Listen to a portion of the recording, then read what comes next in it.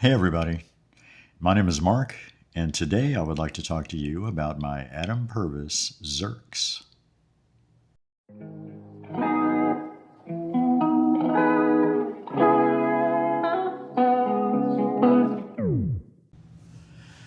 All right, so this is the Adam Purvis Xerx, and I got this recently in a trade with that friend of mine that lives in Colorado. We traded, I think I got 3 knives in the trade, and this is one of them. And this is a very nice, smooth knife. This should be a collectible knife. Adam Purvis does really good work, and this isn't a custom knife. This is the first production run of his very first custom knife. So this isn't the custom, but it's really close. This was made by We Knives, and the original run was 240 samples of this knife, and this is number 43. And it is a really good looking knife. I haven't been in this knife at all. I've only had it a couple days. The only thing I did do was I put kind of a light polish on the pocket clip and the back spacer. And those were just kind of a flat gray titanium, kind of like the little cutout here, the relief cut in the lock bar. So it kind of matched that. But I wanted it to more closely match the blade itself. And I think I got pretty close. The pocket clip is a little shinier than the blade, but it looks pretty close. And I like the way it looks. So we're going to kind of go with that. I've got plans for this later. Excuse me. And I think what I'm going to do is get a custom Timascus clip for this. And I'll tell you more about that as we're going through this knife. I was able to do all that stuff without touching the pivot. And so basically I just took the pocket clip off, I took the body screws out, and then I scissored the scales open and I just removed the back spacer. And that's how I was able to get in there and polish it all. But I left the pivot intact, so I haven't been in this knife other than just these two things. And we're going to take it down today. I want to check it inside and clean it up and maybe measure the bearings and then relubricate everything. This is already a really smooth knife, but we're going to see if we can make it even just a little bit better. This knife, basically it's a single deployment, so this is a back flipper only, and the D10 is really adjusted well. So I'm probably not going to have to do anything with that because it feels great. But I don't know about the pivot, and like I said, the inside, I haven't been in here yet. So I will say that friend of mine takes really good care of his equipment, and he's got an amazing knife collection. But I don't really know if he opens knives up and gets in them, kind of like I do. So it may well be that he just collected this piece and carried it on occasion. It looks unused, It may have some pocket time, but that's about it. It doesn't look like he was cutting a bunch of stuff or, cutting down cardboard boxes or whatever. I don't think he was doing any of that because this looks, the blade looks untouched. And so we're going to do a size comparison and kind of get some specs out of the way real quick. And then we're going to take this down and I'll tell you all about Adam Purvis. But first, we're just going to compare this. This is basically a 3.5-inch blade, and it's 20 CV. It's got a really nice satin finish on it. And you can see it's a compound grind, and it's got almost a full swedge on it. It does have jimping on top of the blade here. And this sharpening choil is not big enough for to use as a finger choil. So basically you're right here kind of snugged up behind the flipper tab, which is also jimped. And so it makes a really good stop for your fingers when you're grabbing the knife. And so you're going to grab it and basically rest your thumb on top of the jimping, and it feels really comfortable like that. And that's kind of, the only way that you're going to be grabbing this knife. This is the way it was designed, and because this sharpening choil is so small, you're not going to choke up like that. But that's fine for me. It feels really nice. The pocket clip is flat. The pocket clip, the way it's milled, is like really nice. This is basically a perfect pocket clip. It's easy in and out of the pocket. But it's not pointy or anything like that. And so it's not, hitting the palm of your hand or, anything. You can barely even feel that it's there when you're gripping the knife. So the overall dimension is 8 inches overall, and it's full titanium. So as far as size comparisons, we can do a pair of 2, and if we line it up pivot to pivot, that is super close. And to be honest, that's probably one of the reasons I like this knife so much, is because I love the pair of 2 size, and I carry it for years. Different, variations of the pair of 2, but that was what I carried, more than probably any other knife. And it's almost exactly the same size. So that was a pair of 2, and then we're going to go ahead and do a pair of 3, and we're going to line the pivots up. And so that's what it looks like compared to a pair of 3. And we will do a, this is a Gecko Customs Sikare V2, and you can see how that compares. A little bit smaller than the Xerx, and this is a really smooth knife. I'm going to have a video of that coming up real quick. And then we will do a Fenrir and pivot to pivot. That's actually really close. The blade looks almost exactly the same, and the handle on the Fenrir may be a little bit smaller. But that's a pretty good size comparison right there. And the only difference is the Fenrir has like a really good finger choil built into the blade. There is no jimping up here, but it does have, kind of this right before the swedge. I don't know if that would be like a small kind of harpoon, but it's, where the swedge begins, and you can kind of choke up, just like this, and get a really good grip on the blade. The only thing that I would change on this knife is I would make a finger choil there instead of just a sharpening choil. So you could kind of, choke up a little bit, but it's fine the way it is. I really like this knife. And also, one of the things I didn't mention is the milling on these scales is a lot deeper than most milling that you see on other knives. This, you can feel it quite a bit more. It stands out quite a bit more. And it seems like other milling that I see is just a lot finer, and it's flatter, and so you don't feel it as much. So that's one of the things I like about this knife. The whole aesthetic of this knife is just really nice. It seems like a very simple knife.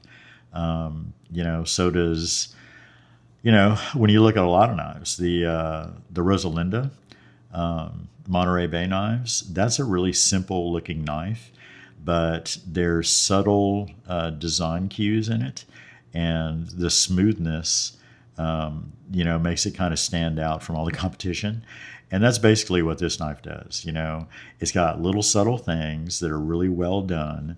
And when you combine all that with the smoothness of the action and everything else, this turns out to be, just a really fine knife.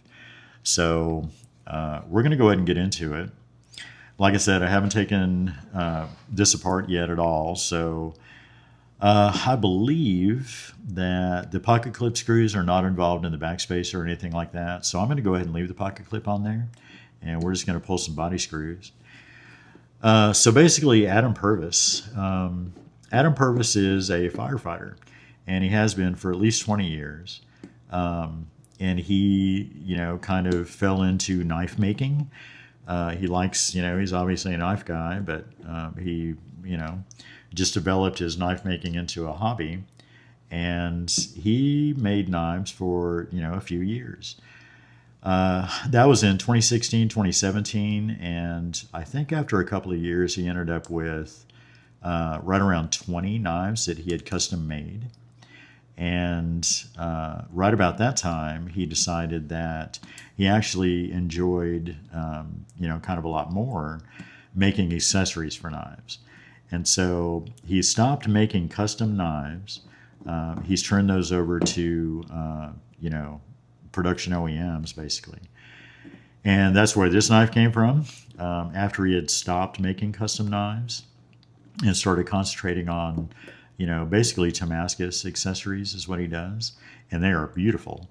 I've already got one in mind. It's like $130, and he does them for a few different key knives, like big hitters.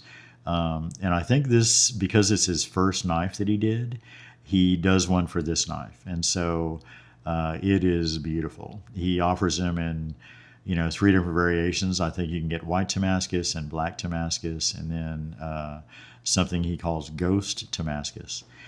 And so it's going to be white Damascus for me because it's really bright. And I think that's going to look great on this knife. And they're all, one-off pieces, no two are alike. And so I can't wait to get that. So I don't know actually if this is a captive pivot or not, because it does have a torque set on both sides of the pivot. So we're just going to kind of see. Most knives are taken apart from the lock side, and that just seemed to turn both of the pivot screws. So this one, actually on the show side, the pivot screw came out pretty easily. And I can tell kind of already that I don't believe this knife has ever really been apart. So we're going to see what is going on in here. And I think what I might do is just kind of drive this pivot out if I can. And that may not come out that way. This might be kind of a pivot in the center, and both of these screws kind of go into it from each side. So we're going to see how that goes. And this pivot is just turning. So I guess what I'm going to do is remove this show side scale, and we're going to see how that comes apart. So right away you can see that this has probably never been apart ever. It's not dirty per se. There is some oil in here. You can see where the channel is, and that is for the blade stop pin that is actually put into or pressed into the blade, so it doesn't have like a pin that's captive between the scales. And so that's what that channel's for. And then it's got very deep milling for the washer and the bearing to sit in. There's also a number here. So right next to the pivot, that says 178. And I don't see any other numbers or anything in here. You can see it's really got nice internal milling for weight reduction. And that's really well done. Those are large areas that have been milled out. And that's kind of it. Yeah, I don't really see anything else. It does have a little pivot collar here, and I don't want to, yeah, I might just leave that in there because I don't want to risk scratching it or anything. It seems like it's pressed in there and it's a pretty close tolerance where that pivot collar kind of nests into the scale. So it's fine where it is. It's not, it's not going to hurt anybody, so it's going to be fine. So I'm just going to kind of clean this up as we go, and we're going to see, yeah, so that's going to clean up really nice. Like I said, that friend of mine, he takes really good care of his equipment, but, and there's oil in this, and so that's cool, and it's not overly lubricated or anything like that I see. I don't have any oil weeping out of, the pivot area or anything like that. But there is a little oil in there. And so that's actually a good thing, I think. So, that means that, he's not running it dry or anything. And, it's probably, obviously well taken care of. So I'm really happy to have this knife. I'm going to treat this as a collector. It's not a super expensive knife. I want to say this is probably in the $300, $350 range, something like that. I'd have to look it up to make sure, but it's not like, this isn't $1,000 knife or anything like that, and it is, a production knife. It's not the custom, but it's a really nice knife. So that scale's all cleaned up. That is the show side scale, and there it is, sitting with its pivot collar, ready to be put back together when we get everything else done. So that is going to sit just like that. And then I'm going to go ahead and we can pop this backspacer off. It's got a couple of little threaded posts for the hardware. When I hit this, one of the washer was sitting right here, and so it came off. And this is just a plain old washer. The only kind of strange washer that I've seen, you see sometimes that, it'll have a race carved into it for the bearings to follow. But the weirdest one I saw was Medford's. And their washer looks exactly like this. But when you look super close, it actually says Medford, I believe, on it. And that was really surprising to see. I had heard that Medford makes everything in-house, and I guess they make their own washers and stamp them and everything else. So that was kind of strange, but this is just, it's very smooth, I will say that, and that's also nice to see. So we've got that. We've got another spacer that came off the back spacer. So we're going to leave that there. And then these are caged bearings. They're an open cage. And you can kind of see, like this has seen some, pocket time. But it's in really good shape. So that's super encouraging to see for me, because I'm going to lubricate this knife and clean it all up and, possibly try and tune it just a little. And so it makes me think that what I do here today is going to make a pretty good difference. But I will say there was oil in these areas. And so it's not like they were dry. I had another one the other day, and I forget which one, but, it was my Ator. He and I both had owned that knife before, and now I own it again for the second time. And neither of us had ever been in that knife, and it was bone dry, and it was smooth as silk. So it's kind of amazing. But yeah, this is going to clean up really nice, and I am going to measure these because I'm probably going to end up, getting a set of skips for these. So I'm going to set that aside, and I'm going to clean this blade up a little bit. And you can see that this is not a ramped detent, although I don't think that really qualifies as a ramp. There's like a little area at the right where it falls off the blade edge, and you can just barely see that little glint there. But that's definitely not a ramp. It can't be. So, but it is factory. So it might be where they, the ball has just been traversing off the blade or something. I don't know what that is. But, it's already so smooth, there's no reason to put a big ramp there. And because the detent ball falls off the blade right in the center of the lockup of the blade, I'm kind of hesitant to do anything with that area because I still have PTSD from my Avant, and trying to, fix that detent problem that it had. And so, I don't want to mess with that. But with this knife, there's no need because it's so smooth already.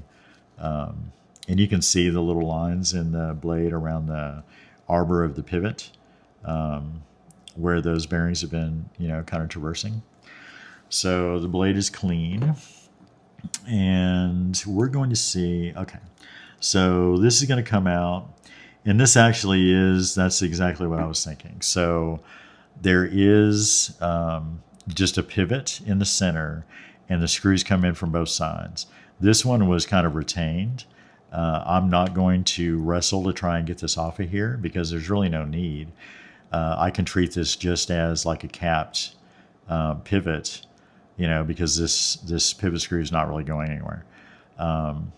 And it is not captured, so there is no flat on this at all. There's no little dimple underneath the shoulder of the pivot screw. And so this is just free spinning, which is fine. This is an early, he designed this in 2016, 2017, something like that. And so it's a pretty old design. I don't know how many knives actually had captive pivots back then. It's not ancient history or anything, but it is, a few days ago. So things have changed. I'm going to go ahead and pull this other washer out of here. And that washer is just exactly like the other one, very smooth. And so that leaves us with the lock side scale. And you can see this knife is in good shape. It's just never been taken apart, which is no fault of anyone. For years, I had knives that I never took apart. I just started taking knives apart and lubricating them and everything else just, relatively short time ago. So, this could have been my knife, a year ago or whatever. So I'm going to clean this up a little bit and get whatever the debris and stuff out of here is. And I might go ahead and throw a swab on here and just kind of clean it for real. So I'm going to throw a swab down, and I'm going to grab a hook, and we are going to basically go to town and see how clean we can get this, actually. So we're just going to clean this real quick. And then we're going to lube it up and put it back together. Like I said in the beginning, this D10 is actually tuned really well for that flipper. And so I don't think I'm going to mess with that at all. But I can tell that tuning the pivot and lubricating is going to make a huge difference. So it was smooth before, but it's going to be crazy here in just a second. And that's going to be exciting to see for me anyway. So we're cleaning, and that looks pretty clean. I've got a little bit left in here. Yep. So that looks good, and that's ready to go back together. So while we got it apart, we're going to go ahead and inspect the, this does have a lock bar insert, which is nice. And that is a ceramic detent ball that's pressed in there in the lock bar assembly, or the lock bar insert. And there's actually a pretty good amount, like that's a fairly large detent ball. And the lock bar insert is what's providing over travel protection for the lock bar. We can also see that there's another inscribed 178 right there next to the pivot. And so this is definitely number 178, although the blade itself says 43 out of 240. So I'm not sure really what the 178 is. I might try and research that and see how they numbered their knives. But that is definitely from the factory. So that's kind of it. So now what we're going to do is, if I remember, and it wouldn't really matter, so I'm going to go ahead and do it from this other side. So I'm going to build up from the show side and end by putting the lock bar assembly and the lock bar, or the locking scale side down last. That's how I usually like to do it. So I'm going to, I guess basically I'll start with this. So I'm going to oil this pivot, and then we're going to insert it into the show side. Get some oil on here. And that is going to be all the oil that we use on that swab. And like I said, this pivot isn't keyed at all, and it's just kind of free spinning. So I'm going to oil up this pivot. And now that everything's clean, this is going to make a huge difference. And then I'm going to install the washer, and I'm going to put it in the traverse side that it was. So basically it was, the bearings were traversing on the side that's up right now, and that's what we want. And then these, we're going to measure real quick. And this, if I had to guess, I'm going to say this is 5 mil by 1/16, but we are just going to guess. So this is a 1/16, and if this is 5 mil, I should win something. Yep. So this is 5 mil by 1/16 for anybody out there with a Xerx and they want to know what size skip to buy. And that is the size that I'm going to be buying because I will buy some for this knife. So we are going to lubricate this bearing real quick and throw it in there. And then here in just a second, we're going to start tuning, and that's the fun part. So I can't wait. So I got the bearing in there, and I'm going to go ahead and set this blade.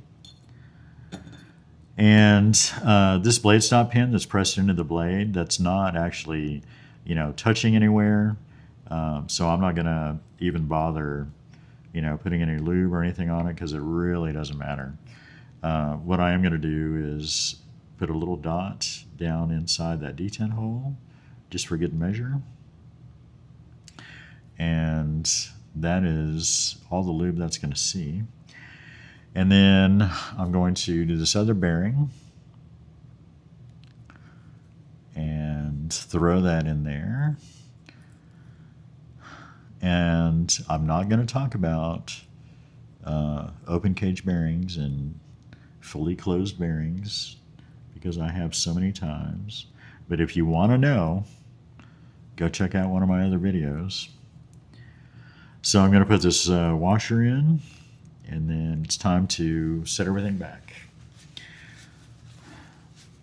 Let me just wipe my fingers off a little bit. Okay, so basically, these are not captive, but they do have shoulders, and so they're going to sit down in the scale.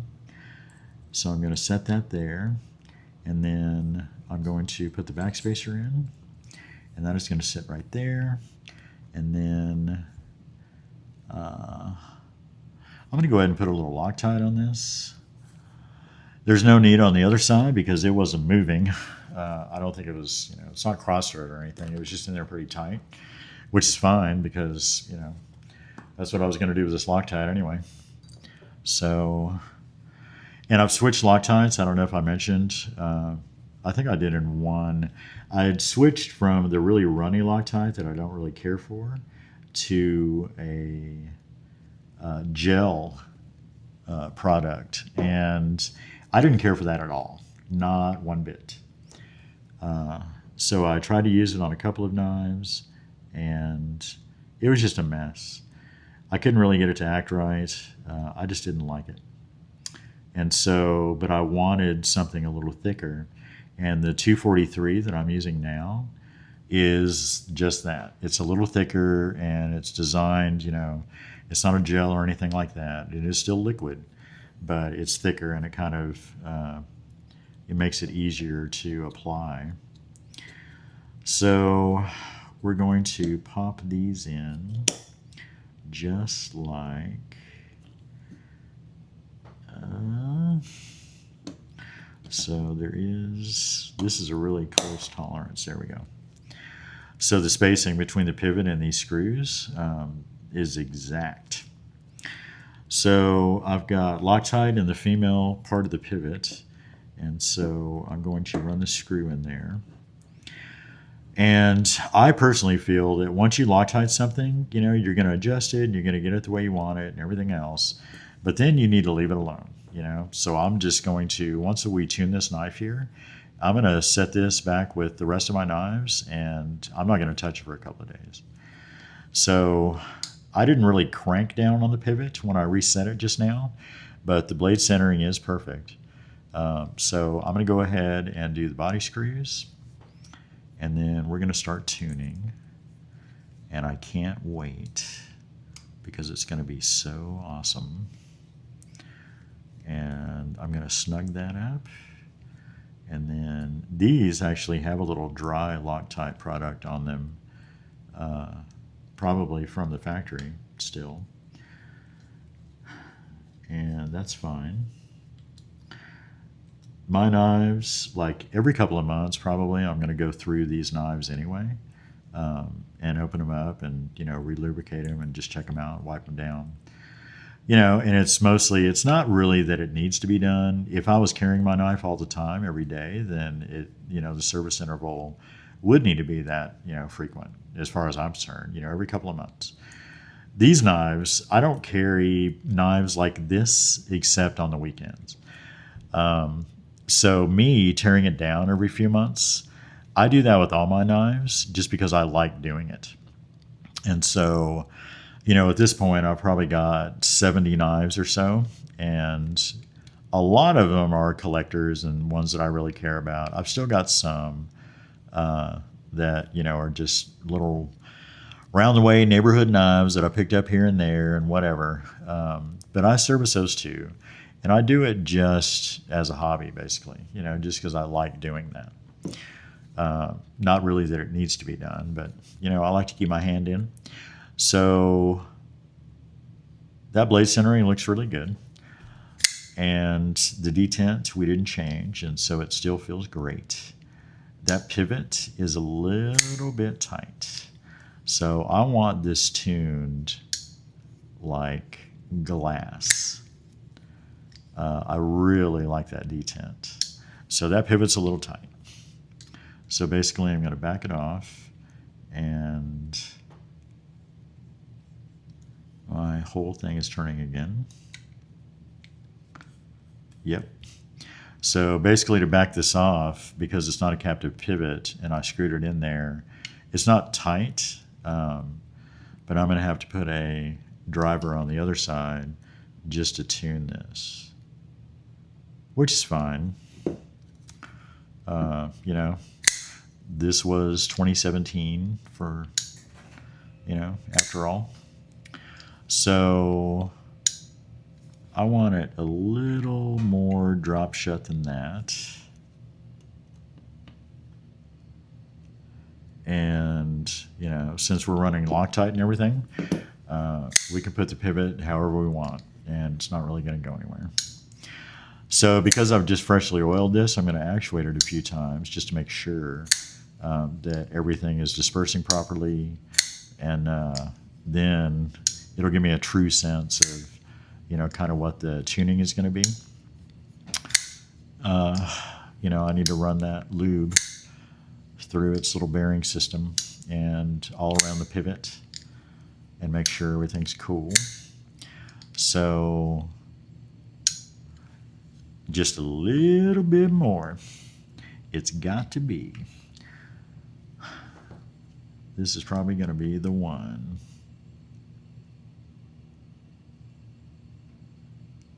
And then I'm going to have to check blade centering and make sure that I'm maintaining a good center, which I'm not.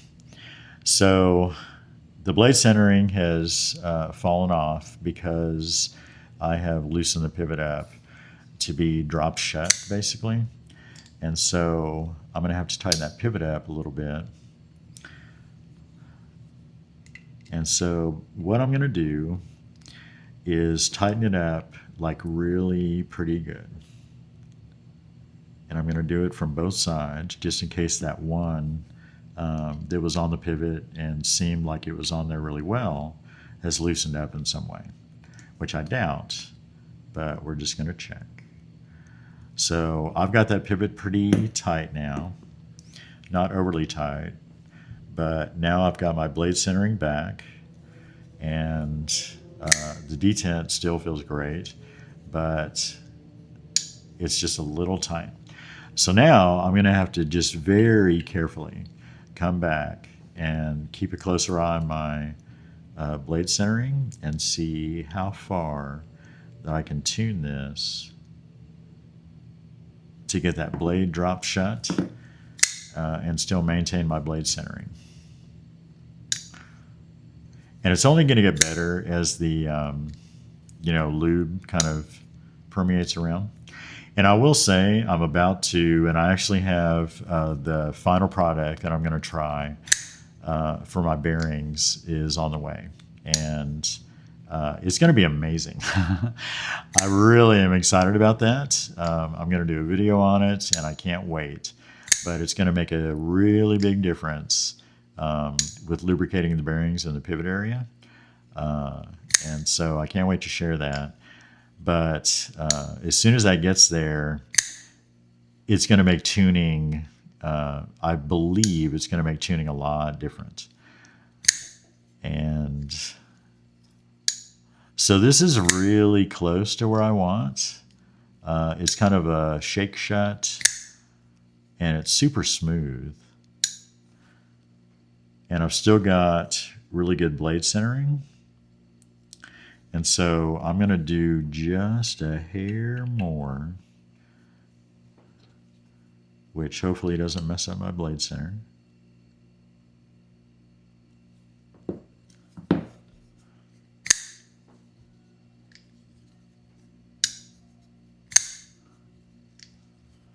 And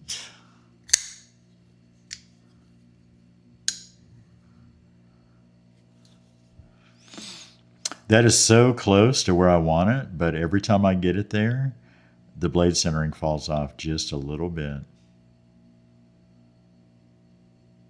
Yep. Okay, so basically what that means to me, and I thank y'all for sticking with me. I know this is, my videos are long and you guys probably hate them. I think my viewership lasts, somewhere in the 2 to 3 minute range. But I got to say, it's fun for me. This is what I do and this is what I love. So I'm going to try something because I noticed that the detent, that flipper action actually got a lot stiffer on the flipper tab itself. And so I'm going to see if I can make a trade-off between pivot and detent and get it drop shut like I want, because it's important. So we're going to see what happens. I have to get this blade out of here. And we're going to take the scale back off. Just like that. And yep. So I'm going to take just a little bit of detent out of this. And this lock bar insert is also a T8, which is nice. And I don't know if I'm going to be able to do this with the pocket clip in there, or if I have to take it out. I might have to take it out. So we're gonna.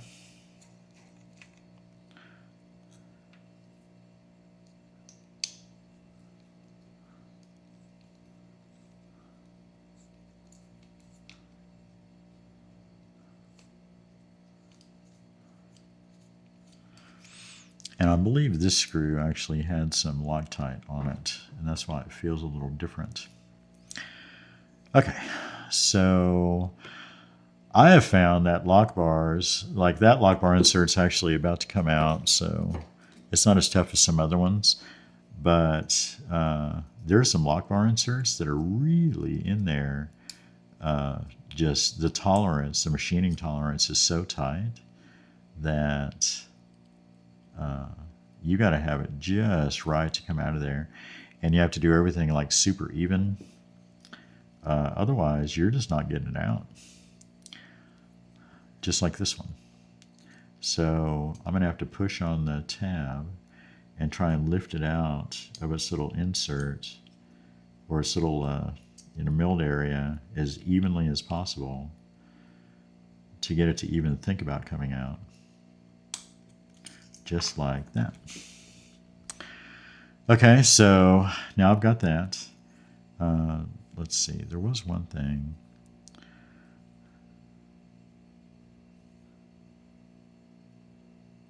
Okay, so it was this.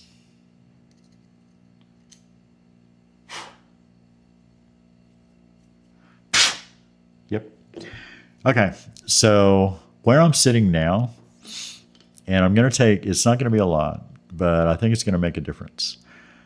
Right here, the center of this curve right here on the top of the lock bar and right before this lock bar step, you can see where it's kind of lined up with the inside of the scale. And so I'm basically going to get an idea where that's sitting, and I'm going to take just maybe, you know, it's going to end up being probably, it's not going to be a lot. I'm probably going to take 25 thousandths off, and we're going to see what that looks like. And so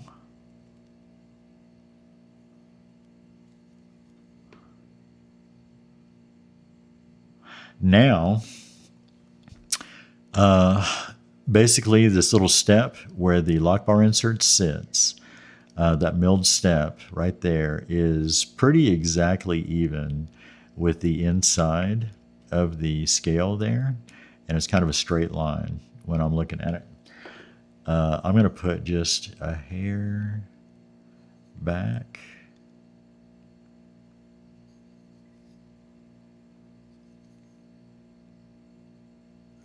Because I think that might have been just a little bit much. And so now I can see kind of a step there. And so I put just a few thousandths back. And we're going to go with that. We're going to see what that does. And so I apologize to everybody, but I want this to be perfect. And this is what I do. I will mess with knives, you know, for quite a while. And it was never a big deal because these videos are just for me, you know.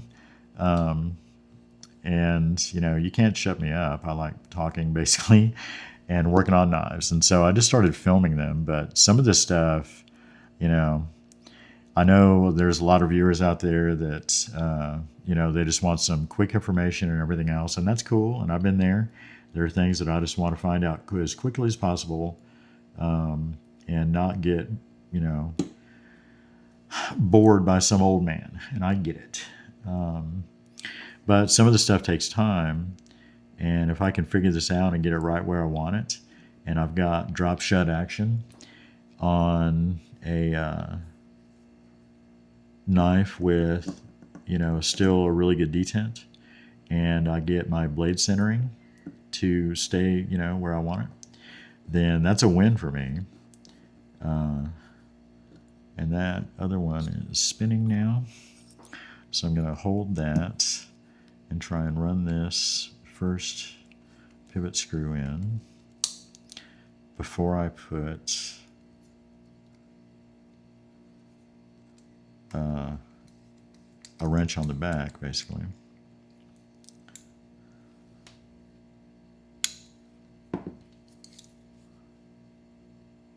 Okay. So my lockup is still solid, and I'm kind of nervous about that detent. It still locks up, you know, I'm probably working maybe 20% with a full like pop. So let me put these body screws back in. My blade centering is okay, even with kind of a loose pivot. So this might work out. And I'm only doing 2 body screws, and I'll leave the pocket clip off just for testing because I don't need it. It's not like a front flipper where I actually need my pocket clip to be on there to give me some leverage to, you know, effectively use a front flipper. Back flipper, you know, it doesn't really matter to me anyway. So I'm just going to leave it off for testing. I'm going to make sure that these body screws are in there really good. And then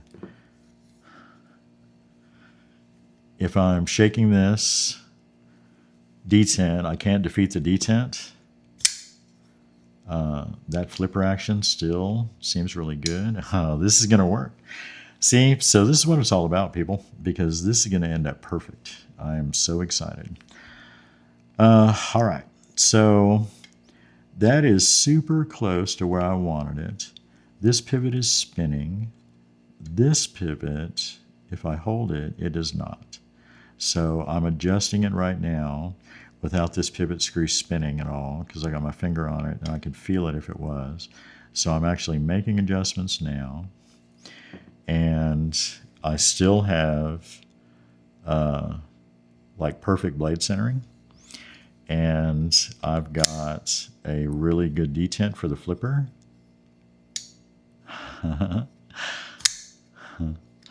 And this blade is drop shut. Oh, that is so nice. Look at that. It worked. So perfect blade centering. I've got super smooth drop shut action. No shake needed.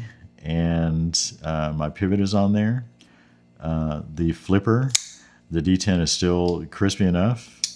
I did take a little bit out, but that's perfect. And my lockup with a full force flick, basically, which is what you want, is, you know, probably 20%, 25 maybe. So this is perfect now. And that action, you don't have to shake it at all. You just let the blade drop, and that is unbelievably smooth. So I'm going to put my pocket clip back on, and we're going to say goodbye. I'm so glad that worked.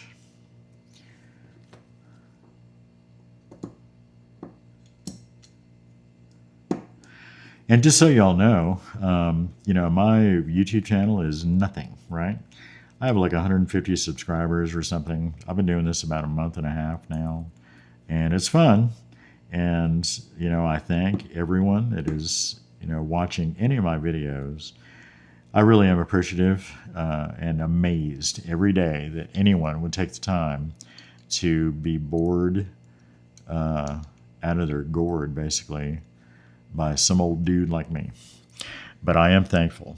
And when I was designing my logo and all that stuff for this channel, you know, in the back of my mind, I had like, you know, I've got decals now, stickers and stuff, people that buy knives from me and things like that. I'll usually, you know, throw a sticker in there and just write on the back, you know, thanks for the purchase or thanks for trading or whatever. And so I'm trying to come up with a t-shirt design. And I've got what I feel is just an incredibly witty tagline. And I'm trying to get that going. So pretty soon here, you know, as the kids say, I'm going to have merch. And if anyone buys a t-shirt, that would be amazing too. But I'm going to be wearing them because I think it's kind of cool. But this action now is amazing. It was before, you know, this is a nice knife and it had good action. But now this is completely drop shut, and this is smooth as glass. So I'm getting a kick out of this. This is awesome. But anyway, that is my Adam Purvis Xerx, and I'm super happy to have it, and I'm glad that I could take you guys along on this journey and tune it and lubricate it, and I'm glad it turned out so well. So thank you very much for watching, and have a good one.